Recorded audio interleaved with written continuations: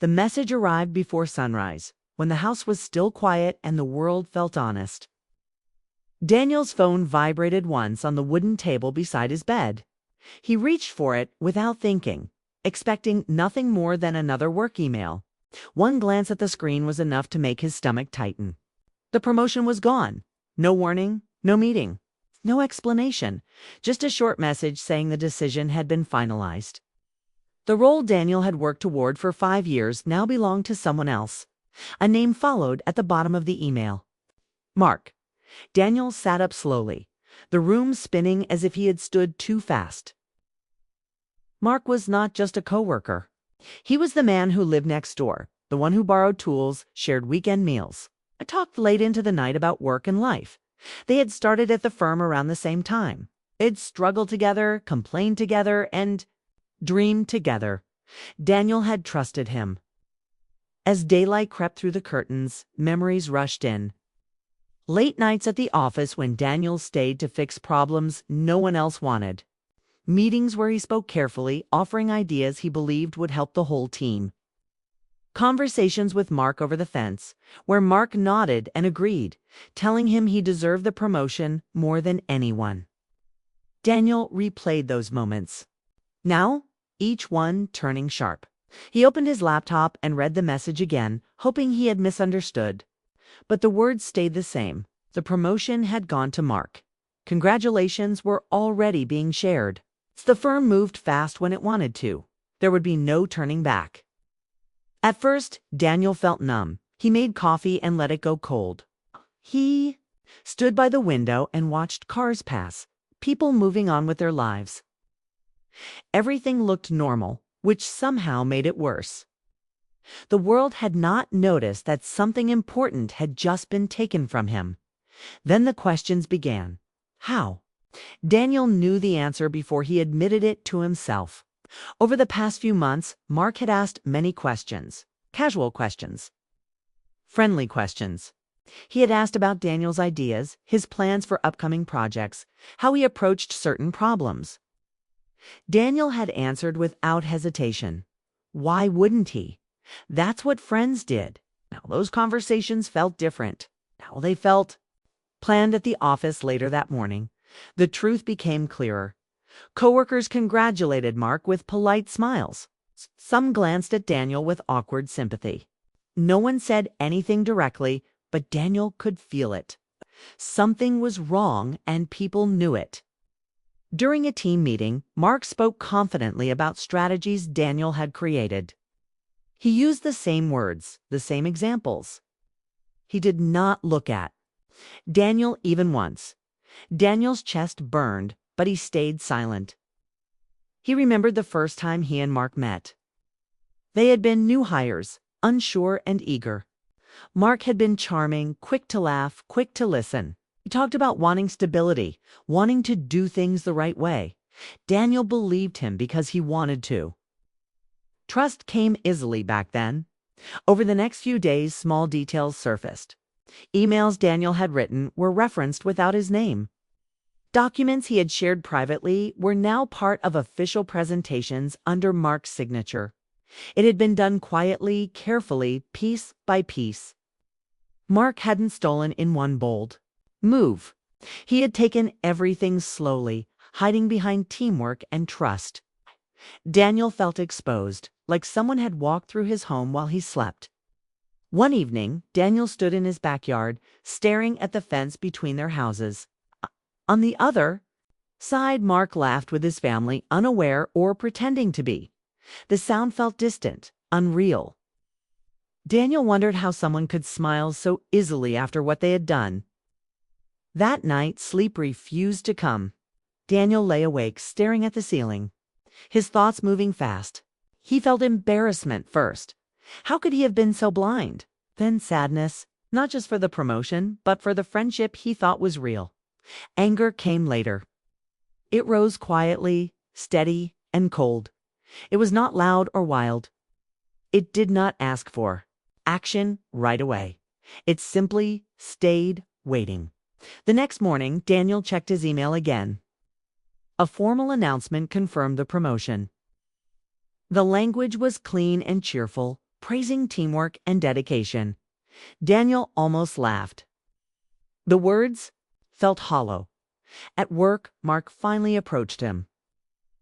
He offered a handshake and a practiced smile. "I hope this doesn't make things awkward," Mark said. "You know how these decisions are?"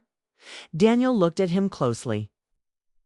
Mark's eyes avoided his. His voice was calm, controlled. Daniel nodded. "Of course," he said. His own voice surprised him. It sounded normal. Inside, something shifted. From that moment on, Daniel watched more carefully. He listened more closely. He saw how Mark justified himself in small ways, speaking about competition, about survival, about how nothing was personal. Each explanation sounded rehearsed, as if Mark needed to believe it more than anyone else. Daniel began to understand that Mark did not see himself as a bad person. In his mind, he had simply taken an opportunity. A firm rewarded results, not loyalty. That was the story he told himself. But Daniel knew the cost. At home, he gathered old files, notes, timelines. He did not know why yet. He told himself he was organizing, clearing his mind. But a deeper part of him understood. Proof mattered, truth mattered. As days passed, the hurt hardened into focus. Daniel stopped talking about work. He stopped sharing ideas. He smiled when needed and stayed quiet when possible. People noticed the change, but no one asked. Late one evening, Daniel sat alone in his kitchen, papers spread across the table. The pattern was clear now. Dates lined up, messages connected. What had felt like confusion was now certainty. Mark had planned this. Daniel leaned back in his chair, breathing slowly. His hands were steady, but his heart raced. He felt a strange mix of pain and clarity. The betrayal hurt, but it also stripped away illusion. He saw Mark clearly now, not as a friend, but as a man who chose himself when it mattered most. Outside, the neighborhood was calm. Lights glowed warmly through windows. Life continued. Daniel realized that this moment, this quiet understanding, was the true beginning. Not the loss of the promotion, but the loss of trust. Something had been broken, and it would not be fixed by apologies or explanations. As the night grew deeper, Daniel gathered the papers and placed them in a folder. He did not know what he would do with them yet. He only knew that he would not forget. The betrayal had changed him. And somewhere beneath the anger and hurt, a new thought took shape. Slow, dangerous, persistent. What happens next is always a choice. Daniel turned off the light and stood in the dark, fully awake, knowing that whatever path he chose from here would define him far more than the betrayal itself. Daniel changed without announcing it. Still woke up early, still dressed the same, still drove the same road to work, but inside him something had tightened. The easy trust he once carried was gone. In its place was focus. He watched more. He spoke less. Every word now felt like a move on a board he had never wanted to play. At the office, Mark settled into his new role quickly. He walked with more confidence, spoke louder in meetings, and accepted praise like it belonged to him. People listened. Titles had power. Daniel saw how fast respect shifted when authority changed hands. It made him feel invisible, but it also sharpened his awareness. Daniel did his job well, better than before. No mistakes. No emotion, just clean work delivered on time. He stopped volunteering ideas in public spaces. Instead, he wrote them down for himself. He stopped staying late unless it was necessary. He stopped pretending things were normal. At night, his thoughts raced. He replayed moments he wished he could undo. He argued with Mark in his head, imagined different endings. Some nights he felt calm, almost detached.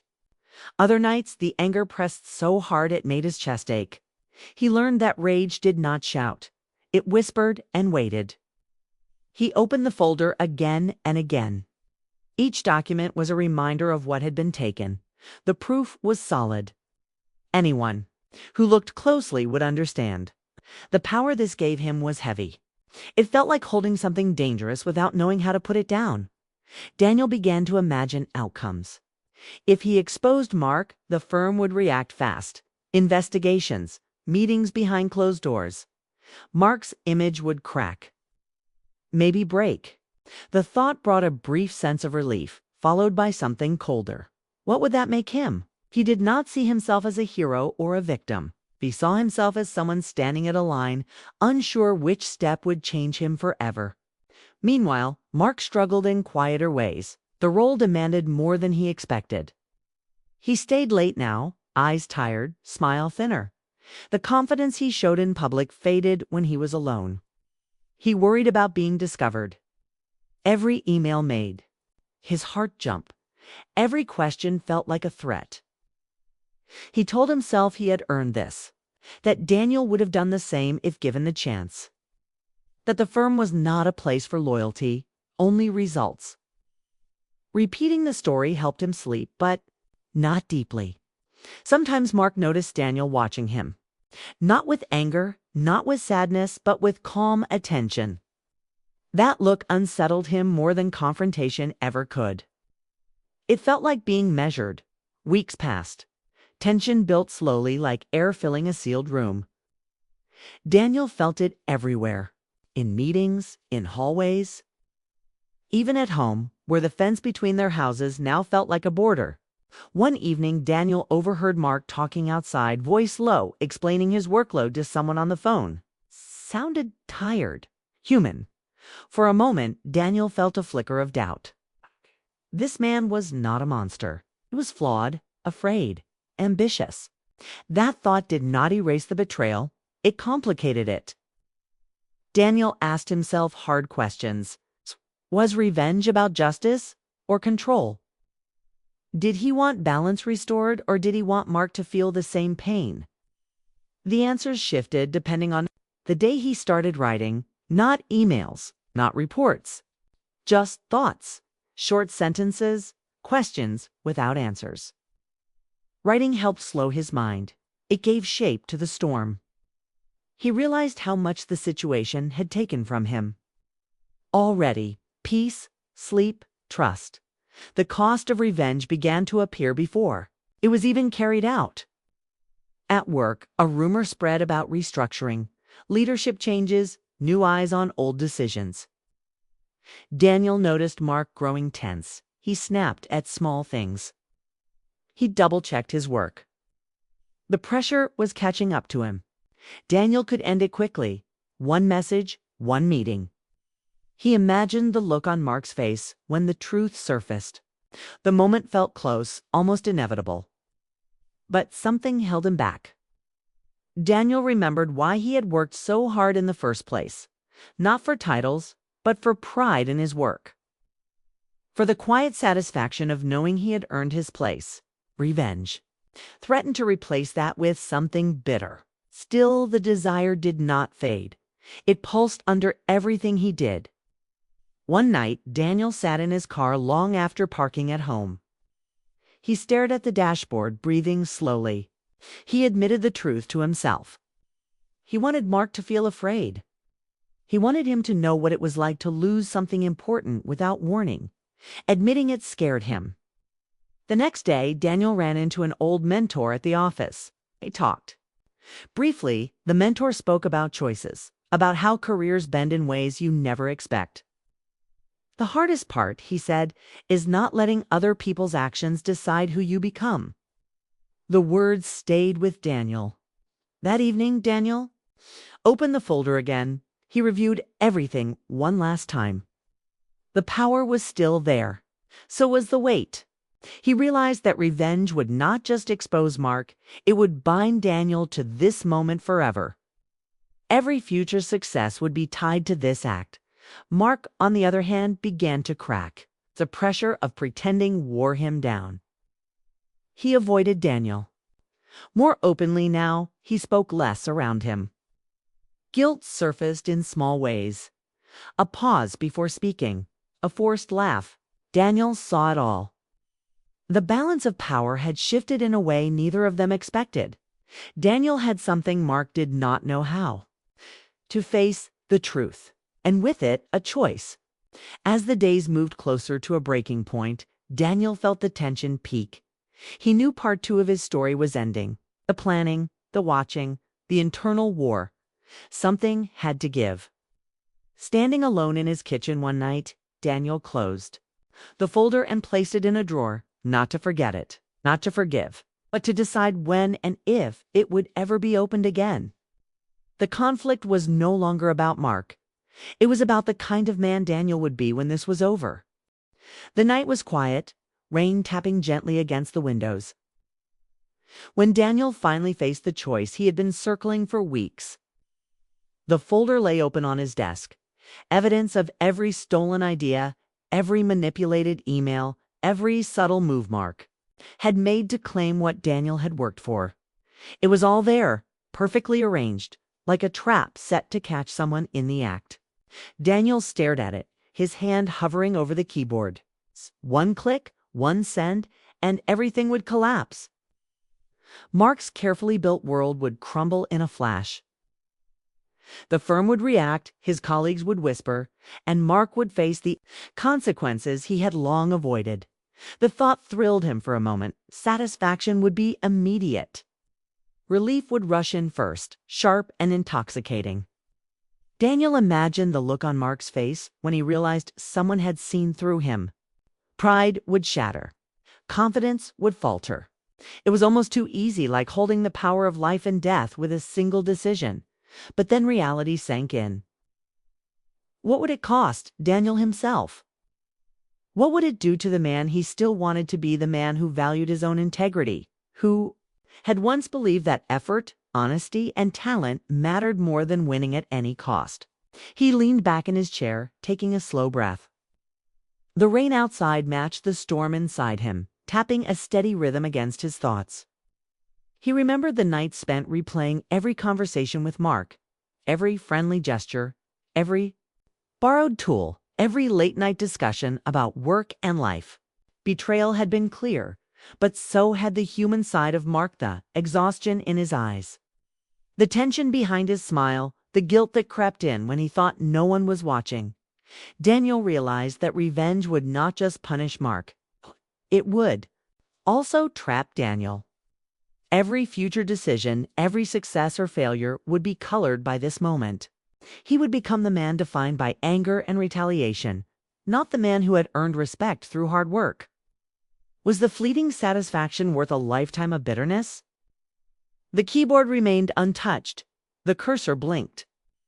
Daniel could feel his pulse in his ears, each beat echoing the tension that had built over months. He recalled the mentor's words, spoken casually weeks ago in a hallway. The hardest part is not letting other people's actions decide who you become. At the time, Daniel had nodded. But now, with the folder open and the rain falling outside, he understood them fully. A knock at the door startled him. He looked up to see Mark, hesitant, standing in the doorway. The man's posture was tense, shoulders slightly hunched, eyes wary. "Can we talk?" he asked quietly. Daniel gestured to the chair opposite him. Mark sat, and for a moment, silence filled the room. No words could cover the months of tension, the silent battles, the unspoken awareness that both men now carried. Daniel began carefully, speaking without accusation. He explained what he had seen, what he knew, and how every small betrayal had accumulated into a larger pattern. He presented the facts not as weapons, but as truth. Mark listened, rigid at first, but slowly the armor began to crack. He confessed, not with pride, but with exhaustion, acknowledging the choices he had made, the shortcuts, the lies, and the moments when ambition had overtaken friendship. As Mark spoke, Daniel felt the weight of years of anger shift. The truth was out. Not through a sudden act of revenge, not through destruction, but through honesty. He realized that confrontation, when grounded in clarity rather than vengeance, carried its own power. Mark's confidence was gone, replaced by a tangible awareness of his own actions, but Daniel's hands remained steady, His decision had not been to destroy, but to reveal. The choice had been his. For a long moment, Daniel simply watched. The tension that had gripped him loosened slightly. Relief was subtle, almost imperceptible, but it existed. No one had been publicly shamed, no careers had been shattered, and yet Mark felt the full weight of responsibility. Daniel realized that true satisfaction did not always come from punishment. Sometimes it came from knowing that justice, measured, and fair had been delivered. He stood to leave, a sense of closure settling in. "I won't destroy you," Daniel said quietly. "But I won't protect you either." The words carried authority, not anger.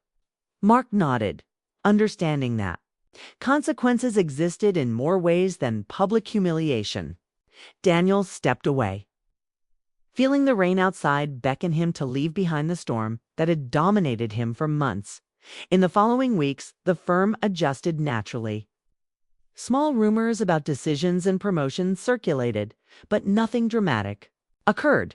Mark's rise slowed, credibility affected subtly by the evidence Daniel had prepared.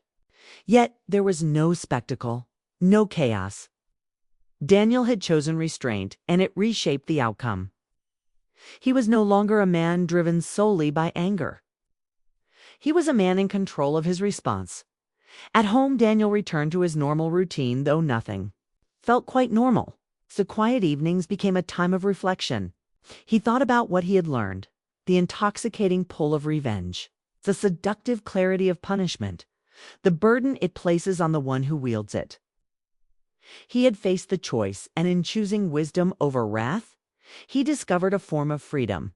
Mark, meanwhile, carried his own lessons. The guilt and awareness did not vanish. He became cautious, thoughtful, aware that choices had lasting consequences.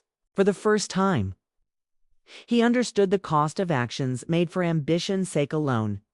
Daniel walked through his neighborhood one evening, noticing the lights and homes, the quiet movement of life continuing as if nothing had happened. He felt the tension of the past months still linger, but it was lighter now, not as binding. The betrayal had forced him to confront anger, strategy, patience, and morality, but it had not defined him. He was free to move forward. He understood that revenge, while tempting, often binds more than it frees. True resolution comes not from destruction, but from measured action and integrity. Daniel had resisted the immediate gratification of retribution, and, in doing so, had preserved his own sense of self. Looking back, he could see the temptation, the moments when his finger hovered over the send button, the thrill of imagined punishment. But in every memory of that tension, there was also clarity. Strength does not always come from making someone pay. Sometimes it comes from choosing the path that preserves one's own morality. The rain had stopped. The streets glistened under, the nightlights reflecting calm and quiet. Daniel inhaled deeply, feeling the release of tension he had carried for months. He realized that the storm had ended, not because someone was punished, but because he had chosen how it would end. In that moment, Daniel understood the final lesson. The measure of a man is not the revenge he takes, but the wisdom in knowing when not to take it, and in choosing not to destroy. He had found a peace that revenge could never give. He returned inside, closing the door gently. The folder remained in the drawer untouched, a silent reminder of lessons learned. The betrayal had shaped him, but it had not consumed him. He had faced the climax of anger and chosen restraint, emerging not weaker but stronger, tempered by experience, guided by conscience, and free to live beyond the shadow of betrayal. And so, Daniel stepped into the future carrying the knowledge that true power lies not in the destruction of others, but in the mastery of oneself. Revenge could wait, or perhaps never come at all. The storm had passed, and with it, the clarity of choice remained.